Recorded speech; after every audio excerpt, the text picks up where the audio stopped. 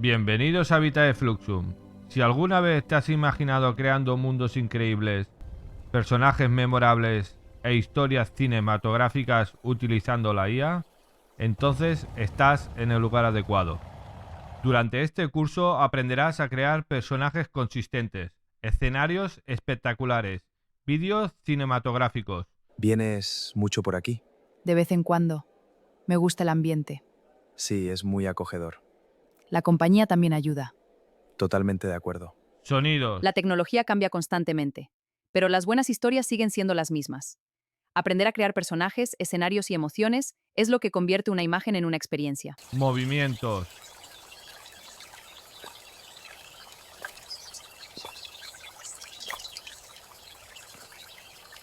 Y mucho más. No voy a enseñarte un único prompt. Voy a enseñarte un sistema completo. Un sistema capaz de crear personajes, historias y vídeos cinematográficos. Estos son los documentos, plantillas y estructuras que utilizaremos a lo largo del curso. Todo el contenido estará disponible tanto en español como en inglés, y el curso completo podrá seguirse en ambos idiomas. Todo este material estará disponible gratuitamente, no solo los prompts, también las plantillas, las estructuras, las guías de referencia y la documentación utilizada durante el curso. En la descripción encontrarás dos enlaces, uno para la versión en español y otro para la versión en inglés. Si no recibes el correo automáticamente, puedes escribirme a vitaefluxum@gmail.com y personalmente te enviaré un correo con el enlace.